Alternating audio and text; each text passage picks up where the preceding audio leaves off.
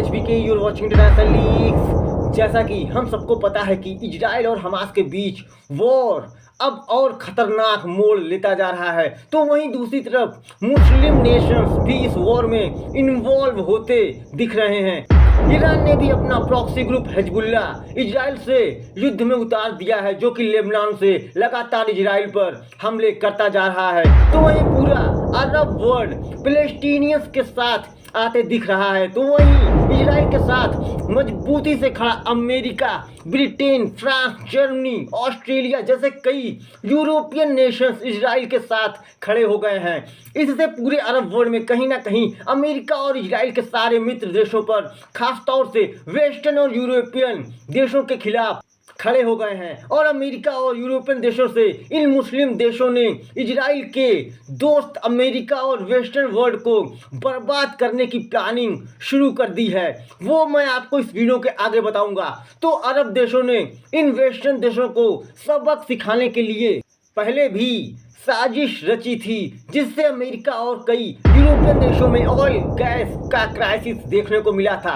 सब business factories बंद हो गई थी और ये था ऑयल क्राइसिस 1973 में इजराइल और अरब देशों के बीच वॉर के बाद आया था, जिसमें जिन देशों ने उस समय वॉर में इजराइल की मदद की थी उन पर अरब वर्ल्ड ने ऑयल गैस बैन लगा दिया था, जिसका अमेरिका सहित कई वेस्टर्न यूरोपियन नेशंस की इकोनॉमी ही डाउनफॉल में चली गई थी और पूरी दुनिया के पावरफुल देश घुटनों पर आ गए थे। सारे बिजनेस फैक्ट्रीज बंद होने लगे थे। ये बहुत ही बड़ा क्राइसिस इजराइल अरब वॉर 1973 में हुआ था, उसकी वजह से हुआ था, जिसे ऑयल शॉक भी कहा जाता है 1973। इसके लिए आपको योम किप्पुर वॉर को जानना बहुत जरूरी है, जो इजराइल और इजिप्ट सीरिया के बीच लड़ा गया था।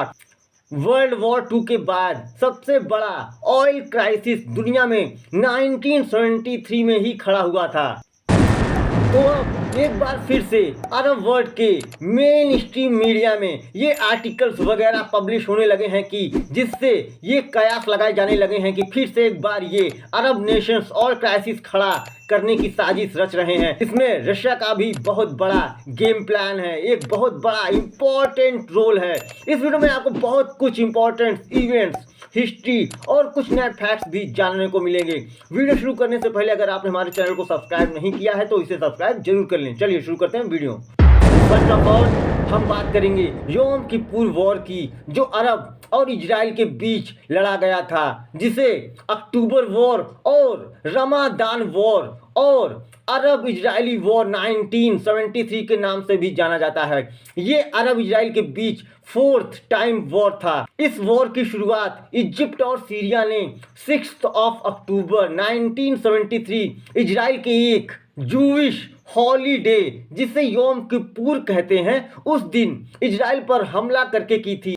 और ये रमादान का हॉली मंथ फास्टिंग के लिए इस्लाम में जाना जाता है। और ये वॉर 6 अक्टूबर 1973 से 20 अक्टूबर 1973 तक चला था। इस युद्ध के कारण रशिया और अमेरिका अपने अपने एलाइड कंट्रीज के साथ आमने सामने आ गए थे उनकी डिफेंस के लिए। हुआ कुछ यूं था कि 1967 में जब अरब इजरायली वॉर, जिसे 6 डे वॉर के नाम से भी जानते हैं, उस वॉर में इजराइल ने कई अरब देशों की टेरिटरीज पर अपना कब्जा कर लिया था, including Sinai peninsula and the Golan Heights. कई सालों तक युद्ध चलने के बाद इजिप्ट के प्रेसिडेंट अनवर ने जब प्रेसिडेंट बने तो ये वॉर खत्म हुआ, जिसमें इजराइल और अरब देशों के बीच यूनाइटेड नेशंस रिजोल्यूशन 242 के तहत पीसफुल सेटलमेंट की डील कराई गई।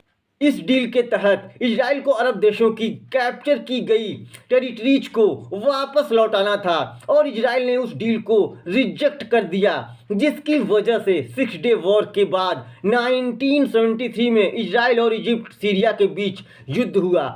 इजिप्ट और सीरिया ने इजराइल पर हमला बोल दिया।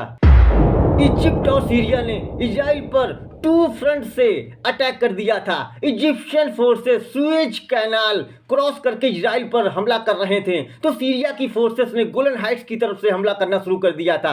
इस हमले से इजराइल के जो रिजर्व में स्टॉक्स में रखा एम्यूनिशन था खत्म होने लगा था। तो इजराइल ने अमेरिका से मदद मांगी। तो उस समय अमेरिका के राष्ट्रपति रिचर्ड निक्सन थे।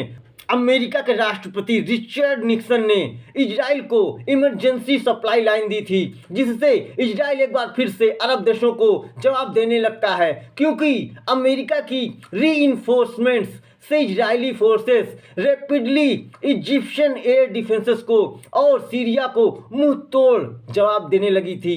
गोलन हाइट्स से लेकर इजरायली फोर्सेस ने दमिश्क सीरिया तक एडवांस कर लिया था।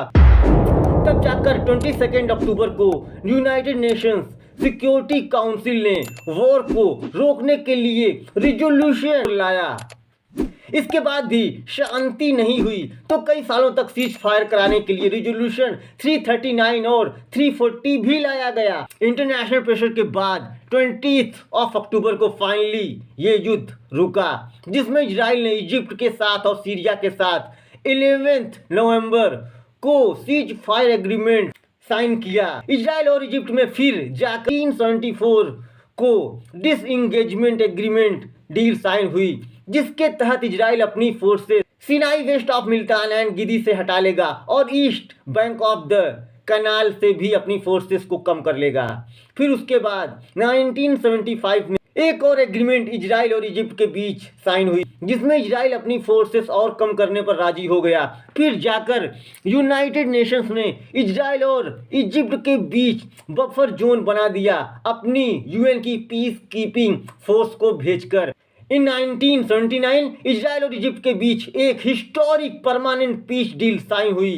और जब 1967 में थर्ड इजरायली अरब वॉर हुआ था, जिसमें इजराइल ने अरब देशों को हराकर Sinai peninsula, Gaza strip, West Bank and old Jerusalem और गोलन हाइट्स को कब्जा कर लिया था, तो जब इस वॉर का अंत हुआ तो जो अरब इजराइल के बीच एक डील साइन की गई थी, जिसके तहत Israel Egypt, Palestine, Jordan, Jerusalem, Gaza strip लौटा देगा, पर इजराइल ने ऐसा मना कर दिया था ऐसा करने से।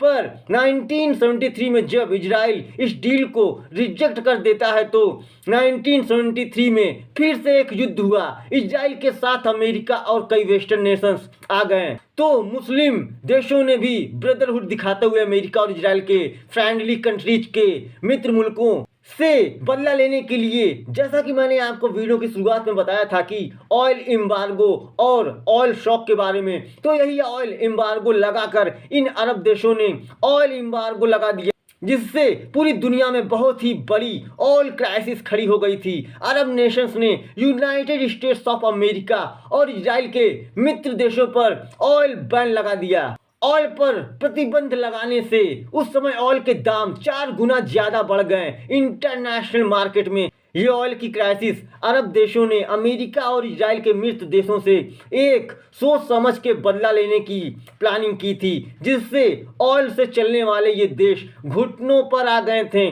तो अब फिर से वही स्टोरी को कई मुस्लिम देशों में लाइव ऑन टीवी डिबेट्स से लेकर इस्लामिक देशों के स्कॉलर्स ये स्टेटमेंट्स देने लगे हैं कि एक बार फिर से इजराइल का साथ देने वाले देशों से बदला लेने के लिए फिर से अमेरिका और यूके, फ्रांस, जर्मनी जैसे तमाम यूरोपियन कंट्रीज ऑयल पर बैन लगाकर फिर से क्राइसिस खड़ा कर दिया जाए और अमेरिका, यूरोप और कई इजराइल के मित्र देशों को सबक सिखाया जाए। कुछ इस तरह का प्लान बना रहे हैं ये मुस्लिम नेशंस, जो आने वाले समय में और भी इसका खतरा बढ़ता ही दिख रहा है। देखिए, इसमें रियल गेम करने वाले शख्स का नाम है व्लादिमीर पुतिन, क्योंकि जब अरब नेशंस ऑयल और गैस एक्सपोर्ट करना इन देशों को बंद करेंगे, अमेरिका और यूरोपियन नेशंस को, तो यूक्रेन और रशिया वॉर में जो रशिया पर दुनिया में सबसे ज्यादा 17,500 सैंक्शंस इन देशों ने रशिया पर लगाकर रखे हुए हैं, तो इन देशों को वो सैंक्शंस हटाना होगा, जिससे ये रशिया से गैस और ऑयल परचेज करें और प्रेशर में आकर इन देशों को रशिया सहित वेनेजुएला और कई देशों पर से ये सैंक्शंस हटाने ही होंगे। तो अभी रशिया जो कर रहा है अरब देशों में, इसमें रशिया के अपने बहुत सारे इंटरेस्ट जुड़े हुए हैं। तो friend, this is end of this video. उम्मीद करता हूँ कि वीडियो आपको जरूर पसंद आया होगा। पसंद आया तो वीडियो को लाइक करें, शेयर करें और हमारे चैनल को सब्सक्राइब करना बिल्कुल भी ना भूलें। Thanks for watching.